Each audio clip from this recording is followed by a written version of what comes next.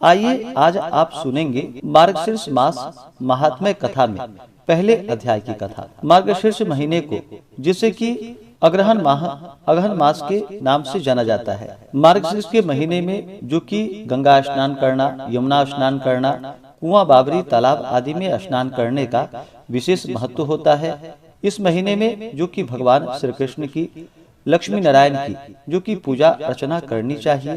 प्रत्येक दिन सूर्योदय से पहले उठकर के स्नान करना चाहिए और भगवान श्री कृष्ण का, भगवान विष्णु का पूजन करना चाहिए, क्योंकि यह मास भगवान विष्णु, भगवान श्री कृष्ण को अति प्रिय है। उन्होंने स्वयं कहा है कि मैं महीनों में मार्गशीर्ष मास हूँ। तो जो भी मार्गशीर्ष महीने में भगवान विष्णु का पूजन करते हैं, मार्गशीर्ष के महीने में नियमों का पालन करते हैं, दान पुण्यों का कार्य करते हैं, इससे भगवान विष्णु, भगवान श्री कृष्ण की जो कि प्रीति प्राप्त होती है तथा सभी प्रकार के पापों का नाश होता है, सुख समृद्धि की प्राप्ति होती है और अंत में भगवत धाम की प्राप्ति होती है। तो आइए सुनते हैं मार्गशीर्ष मास महात्म्य कथा में पहले अध्याय की कथा।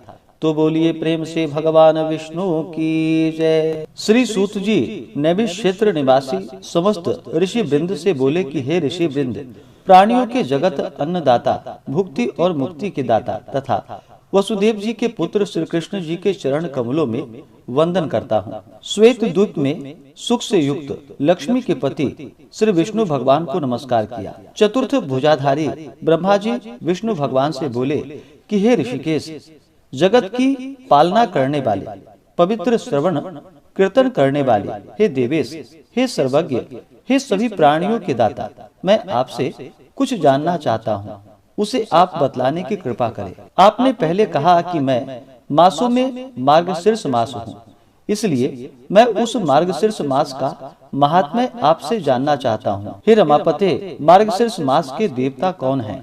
दान क्या है? स्नान किस प्रकार किया जाता है और इसकी विधि क्या है? मार्गशीर्ष मास में क्या करना चाहिए? भोजन क्या करना चाहिए? पूजन, ध्यान, मंत्र जप करने का क्या विधान है? हे अच्युत, यह सभी मुझे बतलाने की कृपा करें।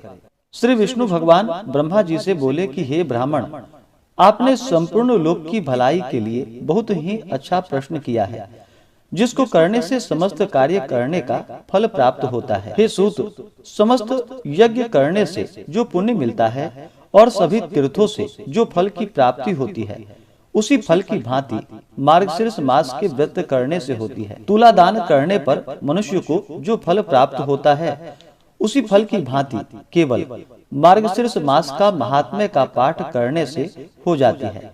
यज्ञ, वेदाध्ययन, दान आदि तीर्थों में स्नान और संन्यास तथा योग जैसे उपाय करने पर भी मैं मनुष्यों के वश में नहीं हो सकता हूँ।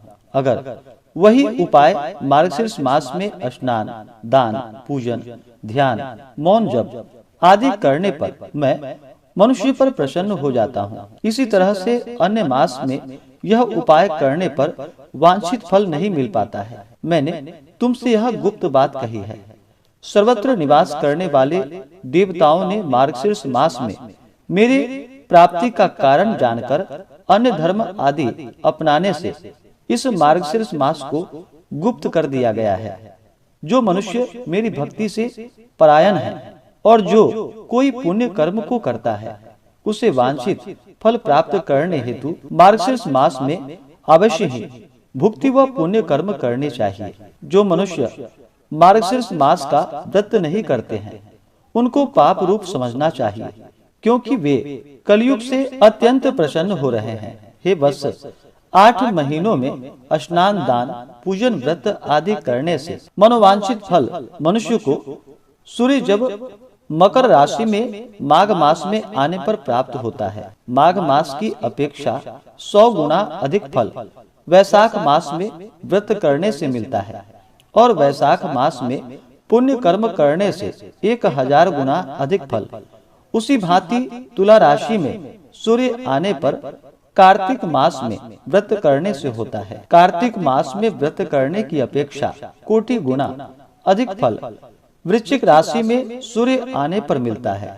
इसी कारण मार्गशीर्ष मास समस्त मासों में श्रेष्ठ माना गया है और मुझको यह मास सर्वत्र प्रिय है।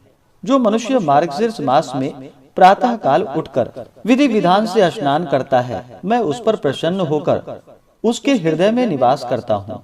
जो मनुष्य जो भी इस विषय पर इस कथानक को कहता है जो तुम सुनो, जो पृथ्वी तल में नंद गोप नामक महात्मा हुआ, उस गोप को परम सुंदर गोकुल में हजारों कन्याएं हुई। हे अनंग, मेरे रूप में उन कन्याओं का चित्त मोहित हो गया। तब मैंने उन कन्याओं को मार्गशीर्ष मास में स्नान करने के लिए कहा। मेरे कहने पर उन कन्याओं ने विधि पूर्वक प्रातः काल स्नान किया। फिर कन्याओं ने पूजन करके हविष्यान्न भोजन किया और नमस्कार किया। हे अनग, इस प्रकार विधि विधान से व्रत करने पर मैं प्रसन्न हो गया। मैंने प्रसन्न होकर उन कन्याओं को वर के रूप में अपनी आत्मा दिया। इसलिए मनुष्यों को चाहिए कि वे यथाविधि मार्गशीर्ष मास में पुण्य कर्म करने चाहिए। इस प्रकार से श्री स्कंद पुराणे एकाशीति साहस्याम संहितायाम द्वितीय वैष्णव खंडे ब्रह्म विष्णु संवादे मार्गशीर्ष मास महात्म्य कथा में पहले अध्याय की कथा पूर्ण हुई। तो बोलिए प्रेम से भगवान विष्णु की जय, माता लक्ष्मी की जय।